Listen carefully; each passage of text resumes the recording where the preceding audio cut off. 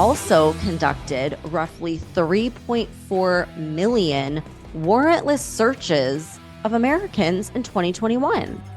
That's astounding. But I guarantee you that the vast majority of those people didn't question anything, because when the FBI shows up at your door, people are not going to question it. I'm Stephanie Keith. And I am Tara Manjekovic. And we are unapologetically outspoken. Hey, everyone. Welcome to Weird Wednesday. So, Tara, you were out of town for a few days, and I know you're back trying to catch up on everything. And let me tell you, there was a story that dominated the news like the whole time you were gone. And it was around 3 FBI whistleblowers coming forward to a congressional hearing, and they made it public. So I watched the whole thing for us on C-SPAN, and I'm going to fill you in on the entire, well, not the entire thing. I'm going to try to piece it down and make it concise.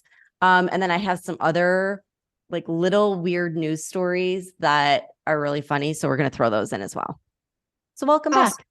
Thank you. Thank you. I'm happy to be back. But I got to tell you, I honestly did not look at one single news story the entire 5 days that I was gone. I didn't listen to any political podcasts.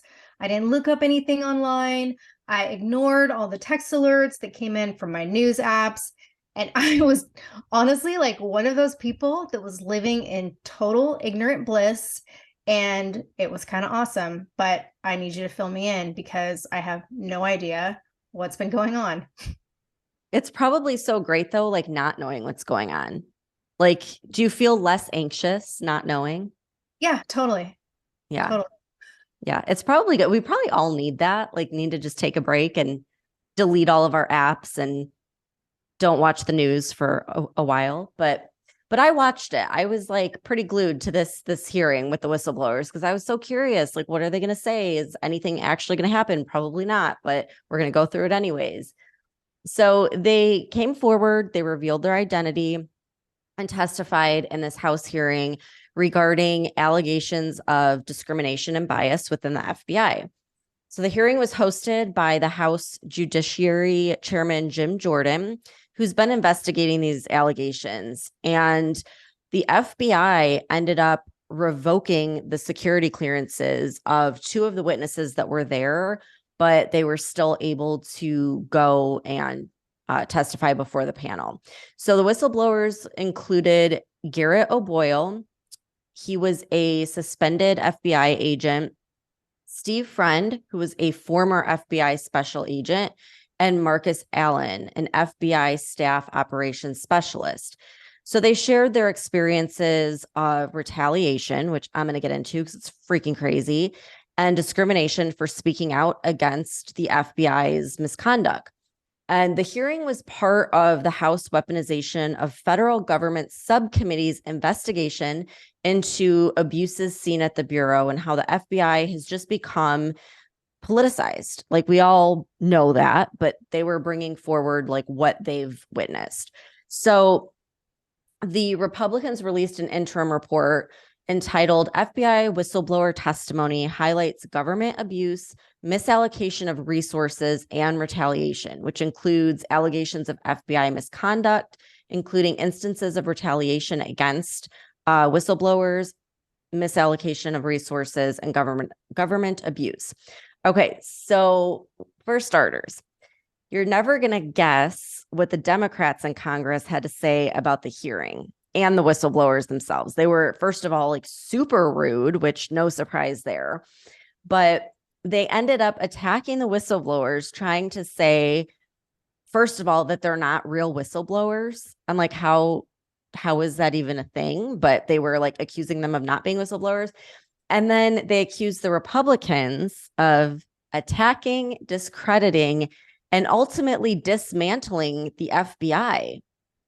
Dismantling. That language sounds so familiar because the Democrats were the ones that went on a rioting rampage for 2 years straight, saying that we need to dismantle the system and the police and everything because there's all of this systemic racism. But when the Republicans bring forth actual evidence of systemic issues going all the way to the very top of the FBI, then the Democrats try to say it's wrong. Like, I mean, totally hypocritical. You know what I mean? You know why? Because it's a threat to democracy. It's a threat because the Republicans are the threat to democracy. Democracy. It's not the progressives. It is the Republicans that are, yeah. Yeah. Well, this gets like pretty funny. So you're going to love this part. One of the Democrats from California, Linda Sanchez, made a total ass of herself by bringing up this like Twitter account, thinking that it was the whistleblowers account. And you could tell she was all amped up, like, oh, I've got, information against you. And she thought it was his account because it has his name in the account, but it wasn't his account at all. So she just looked so stupid. So I actually found the clip and I'm going to play it for you. You're going to love this. Use Twitter, yes or no? I have utilized Twitter, yes. Ma'am. Okay, and is your account at Marcus A970506445? That is absolutely not my account. Okay, that's not your account. Well, on December 5th, 2022, an account under the name Marcus Allen retweeted a tweet that said— That is not my account, ma'am. You haven't let me finish the question, You might sir. have been the football player. You haven't let me finish the question. And the time is mine. On December 5th, 2022, an account under the name of Marcus Allen retweeted a tweet that said, quote, Nancy Pelosi staged January 6th, retweet if you agree, end quote. Do you agree with that statement? Yes or no? That is, I don't, no, ma'am. That's not my account at all. I have no idea. Do you agree with that statement? Yes or no? Can you please rephrase the statement? Do you think I'm the gentle lady has expired. Staged January 6th? I just want him to answer. He'll answer. Question. Yeah, he'll answer. I'm just telling you your time's up. Do you believe that Nancy Pelosi, do you agree with the statement that this person tweeted that Nancy Pelosi staged January 6th? Yes or no? No. Thank you. So like, what was the point of that? Meanwhile, like as this is going on, they have the camera like on the whistleblower and behind him is like the whole, audience. And they're all like laughing and talking shit about this woman because she's a freaking idiot. Like you're going to go to a congressional hearing and you're not even going to verify that account was his. No, but then you're just going to say, do you agree with what this says? But do you agree with what this random person said on Twitter at some point in time about Nancy Pelosi? Like what? But I like how you guys like, maybe it's the football player. It was so ridiculous. I mean, they were just like grasping at straws to try to make this go away because they know that it's pretty damning. So the next thing was that these whistleblowers, they did go through like the proper channels and make sure that they had that whistleblower protection prior to coming forward. But guess what happened? The FBI retaliated against them despite having those protections and stripped them of their security clearances. And I want to play the testimony from Garrett O'Boyle's experience because it will make you livid. So listen to, this is Garrett O'Boyle. The FBI allowed me to accept orders to a new position halfway across the country. They allowed us to sell my family's home. They ordered me to report to the new unit when our youngest daughter was 2 weeks old. Then, on my first day on the new assignment, they suspended me, rendering my family homeless. They refused to release our goods, including our clothes, for weeks. All I wanted to do was serve my country by stopping bad guys and protecting the innocent. To my chagrin, bad guys have begun running parts of the government, making it difficult to continue to serve this nation and protect the innocent. But I, for one, will never stop trying. I will never forget my oath. So this guy, they tell him they're giving him a promotion. He's got a newborn baby at home, moves across the country. They let him sell his house and everything.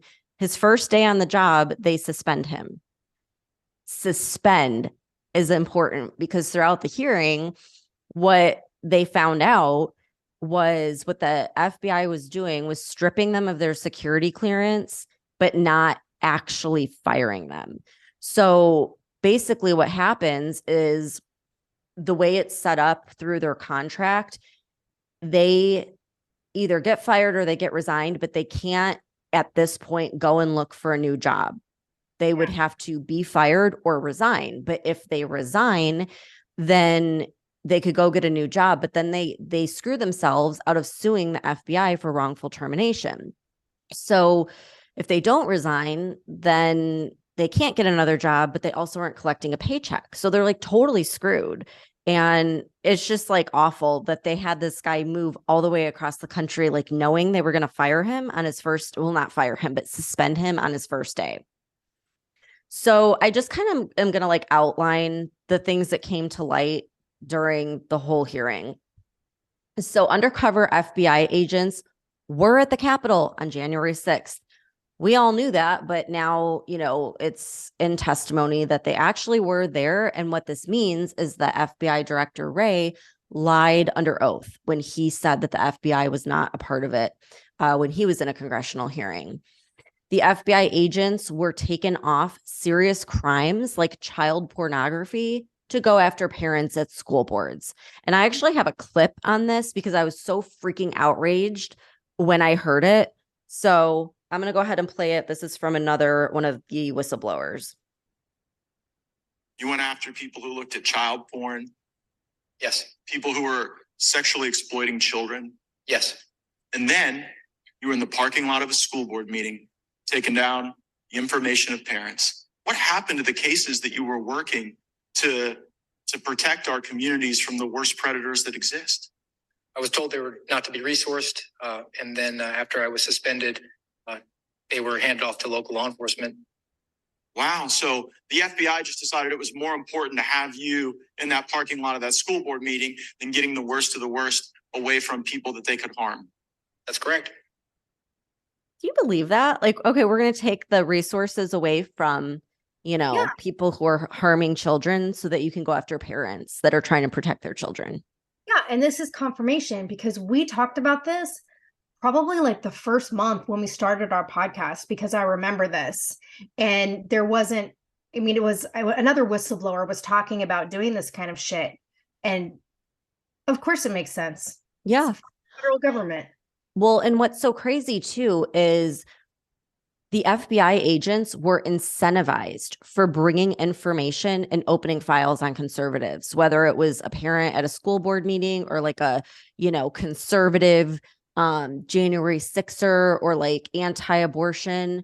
They said it was like very confusing because they're like, it wasn't like they labeled it, you get a bonus, but they were getting some type of incentive for every single person that they targeted that was a conservative. And the other thing was the FBI agents were actually told to treat anyone who attended the January 6th protests as a criminal suspect. Whether they breached the Capitol or not, anyone that was there, you need to go after them. And this is after, like, we find out that their own agents were in there, like, starting, you know, some of these things.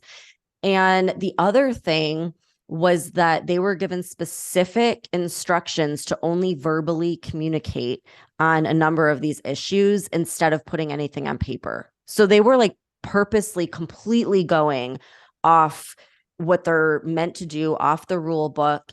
And, you know, people were going along with it because what are they going to do? Like give up their retirement? Like one of the things they were saying was a lot of guys are just waiting to retire, you know, and then there's other whistleblowers that would come forward, but they're waiting to see what's going to happen to these guys. And they already see how much they're getting retaliated against. So they don't want to go through that. So it's just like a total shit show. Get this, the day after this testimony from these whistleblowers, a report was released from the FISA court revealing that the FBI conducted 278,000 improper searches of Americans in 2020 and early 2021. And they also conducted roughly 3.4 million warrantless searches of Americans in 2021. That's like astounding. But I guarantee you that the vast majority of those people didn't question anything, because when the FBI shows up at your door, people are not going to question it. Right. Exactly. Exactly. They knew that. And it just blows my mind because now they're trying to like renew, this whole FISA thing. And why should that happen when they're clearly abusing the system and using these FISA courts to do it? So meanwhile, the FBI still refuses to release that unclassified document, the FD 1023, which is the document that supposedly details the criminal allegations of this whole pay to play scheme related to the Biden family. And that was from a whistleblower as well that brought it to Senator Grassley. They had a deadline. I think the deadline was like May 10th, and they're just like refusing to hand it over. So GOP oversight chair James Comer is now threatening to hold FBI Director Wray in contempt, which I think he should. Like first of all, he lied under oath to Congress, and now he's refusing to give an unclassified document over that potentially has damning evidence against our president, getting these bribes. So what do you think will happen, Tara? Like, do you think they'll actually hold him in contempt? I'm trying not to laugh. I guess that depends, like how connected he is to the killer Clintons and the Biden crime family, because we know that nobody in either of these families gets held accountable for anything. And look, they don't care. They literally don't care. It's like I said last week, they just laugh at this shit.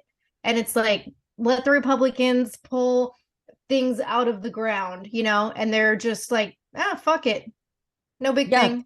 There's no respect at all for Congress. It's basically like they're acting like Congress is just there for show and has no actual control over anything. And speaking of the Clintons, like we know now through that Durham investigation that four different times they were looking into the Clinton Foundation or the Clinton campaign or whatever it was 4 different times, and they were told to stop. So it's like, it's so in our face. They're not even trying to hide it. And I feel like now they're just like laughing, like, oh yeah, you want that document? Haha, yeah, fuck you. Yeah, like, do you know what would happen if a law enforcement agency conducted a bunch of warrantless searches on the American people? It would be fucking outrage. Yeah. Like, protests for stuff that law enforcement does. The FBI is the largest law enforcement entity in the nation. And you said 3.4 million warrantless searches in 2021 and 278,000 improper searches. That is a big fucking deal. That's huge. Terrifying because I had to read that number like 20 times because I'm like, surely I'm reading this wrong. This has to be like total. It was in 1 year.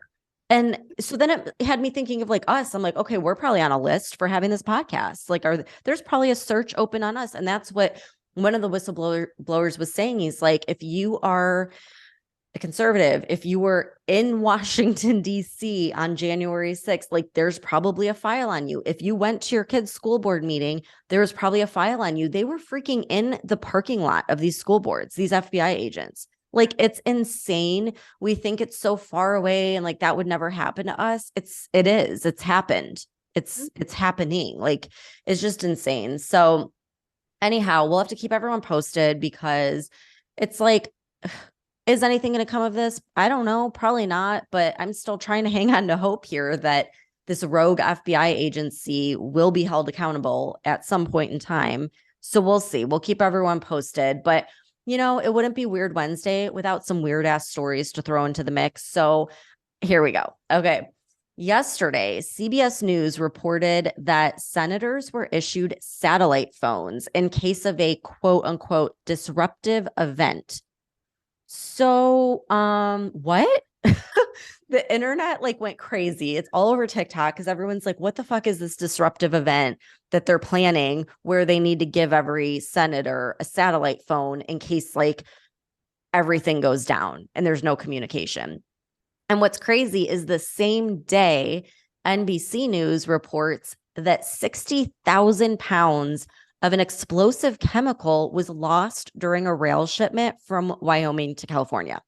Like, oh yeah, that's just, it was like a tiny little news story that like no one's talking. I'm like, are you kidding me? And the chemical is ammonium nitrate, which was the chemical that was used in the Oklahoma City bombing. This is what's so crazy. In that bombing, which I mean, I remember that. Mhm. It was only 2% of 60,000 pounds. So just imagine what 60,000 pounds could do. And it's gone. It's just, it's missing. Tara, how the fuck does 60,000 pounds of chemicals just go missing? Probably the same way 85,000 migrant children go missing stuff.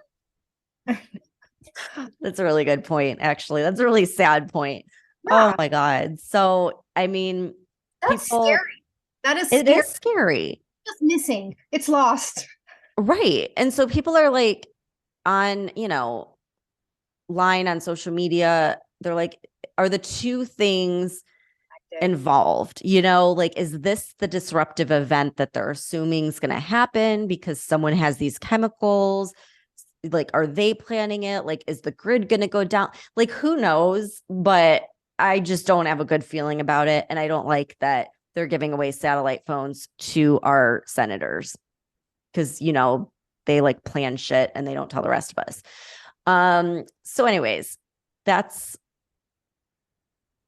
what's going on there. I lost volume. I can't hear a word. Oh, you're I can saying. hear you. You're back. You're back. Oh, okay. All right. Never mind, guys. We thought we had a little glitch. See, it's starting. It's starting, Tara. We need our satellite internet or whatever it is. Oh my gosh. This is like, I'm gonna freak out now if the power goes out because the power went out at my house yesterday and I was like, oh shit, like, is this it? Is this the grid going down? That's what this podcast is doing to me. So okay, here is the other thing that is, I think that it's going to be even bigger than the whole Bud Light controversy because I'm seeing like all of these people just flipping out on TikTok, like especially moms over Target, because moms love to shop at Target. And Target now has a whole line of trans clothing that they have in stores for the whole family, including infants, like including young children. And Tara, some of these items of clothing, I'm not even kidding you, like literally had satanic imagery on it. Like one of them said like Satan loves trans people or like something like that. Like just in your face, like terrible. So anyhow, like everyone's just basically in outrage over this, saying this is absolutely ridiculous. Why is this all over the kids section in Target? They don't need to be, having clothes that are satanic and talk about trans people. So now everyone's trying to boycott Target. Okay, so even though I spent 5 blissfully news-free days in a bubble, I did hear about this because I heard about the transgender breast binding bathing suit tops, and they have tuck-friendly bathing suit bottoms. Oh my God. Yeah, extra crotch coverage in them. No way. Yeah, it's a thing. And I saw pictures that had the tags showing how the clothes are supposed to be worn. And I guess there was also apparently a couple Target stores in Alaska, and they put their transgender display right at the front door with the transgender flag and a lesbian flag. And I didn't even know there was a lesbian specific flag because isn't the LGBTQIA plus XYZ ABC flag with every fucking color of the rainbow to begin with? God, now they're gonna have a separate flag for everything. And so I read this article. It was an Alaskan news outlet called Must Read Alaska, and they were talking about how Target has basically said fuck America, right? And the article said the Target stores have basically glossed over Memorial Day. And instead, they're focusing on all this transgender stuff. There was no American flags in any of the entryway displays at these Alaska Target stores. And it was all the rainbows and the transgender flag. And we all know Pride Month is coming up in just a few days in June. And Target is one of the leading corporations that is celebrating, all of this stuff. And I guess it was one of the first major stores to allow men to use women's bathrooms.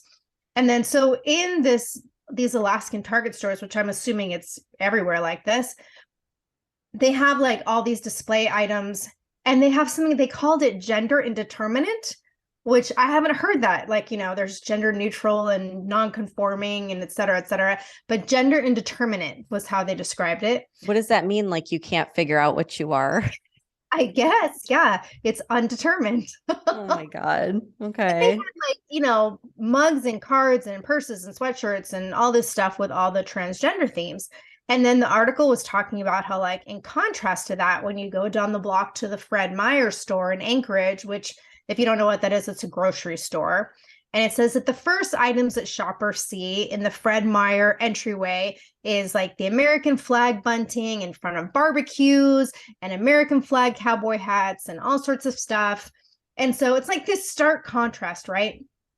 And I read that supposedly like these tuck and bind bathing suits aren't targeted at children and they're meant for adults, but a lot of these Pride collections are very conveniently right next to the children's clothing section at a lot of Target stores. And I did hear a comment from Matt Walsh from the Daily Wire, and he said, like, either these sizes are for kids or for very, very, very small adults. And like, I also read in this Alaskan, like literally the only article I read my entire time I was gone. But Target has like 2,000 stores nationwide, and 1/10 of those, which is like over 200 of them, are in California.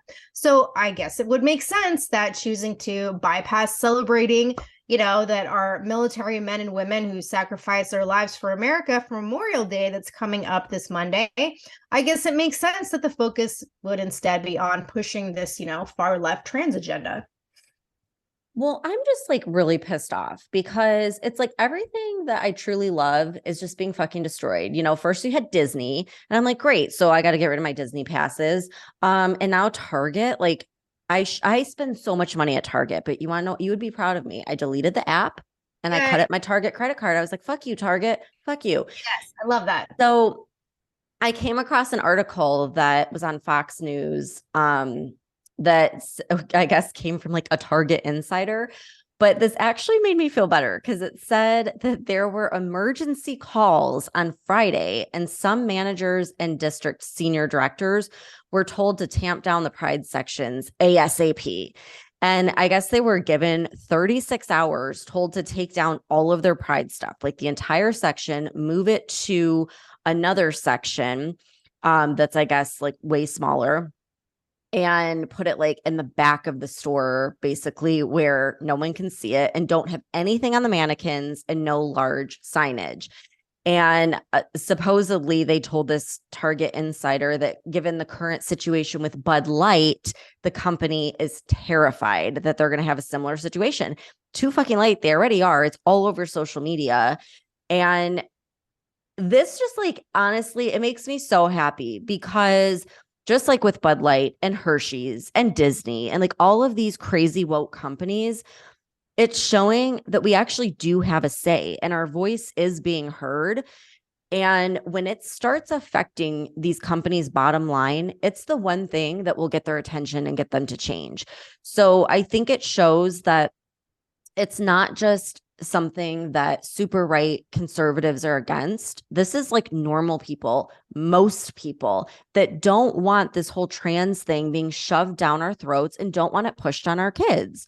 And I think it's just further proof that like more and more people are fed up with the progressive agenda and like starting to feel more comfortable speaking out and using their money wisely, like using their money to make these changes. So apparently like Target is on notice. They know it. They are trying to put measures into place. So we'll see. I will be watching them, but I still cut up my freaking Target card. So take that, Target. Yeah. And it's like, again, I've said this several times. I have no problem with Pride Month. I have no problem with supporting the LGBTQ community, but like, you don't put this shit next to the children's clothes. You don't advertise it in a way that entices children. And it's like, this shit's getting out of hand. Like, remember, what was it, last week? Apparently we missed the International Day Against Homophobia, Biphobia, Interphobia, and Transphobia, which was on last Wednesday, apparently, which would have been a really fun thing to talk about on Weird Wednesday. But who knew that was even a fucking day, right? Like, this shit is out of hand. What is that? Doesn't it seem like the LGBTQ community is like literally the most celebrated demographic in all of history ever, like combined? Yeah.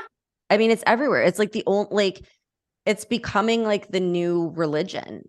And that's what I don't like about it. Like they are really kind of treating it as a religion and they're like pushing it on people. And it's like, and that's the thing. I have always been totally fine and like supportive. And it wasn't until all this shit where I'm like, no, like, I'm sorry, but no, you're not going to like start pushing this on kids that are way too young to even understand the long-term implications. So I think they're hurting themselves in the long run. I think a lot of people are just fed up at this point, and people that were very open and accepting and tolerant are now have their guard up and are like, this is getting really perverted. And I'm sorry, but when I'm in Target, I don't want to explain to my 13-year-old what binding and tucking and everything means. Okay. Like it's inappropriate. And imagine you're shopping at Target and your daughter picks up this bathing suit, right? And comes up to you and she's like, Mom, I really like this. And then you look at it and you see that it's a tuck friendly bathing suit with a tag that explains how to tuck your penis in it.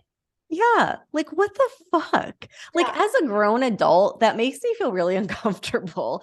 I can't imagine, like just imagine a kid. Like how would you even it shouldn't be there. It just shouldn't be there, in my opinion. And so I'm not going to shop there, and I can do whatever I want with my money.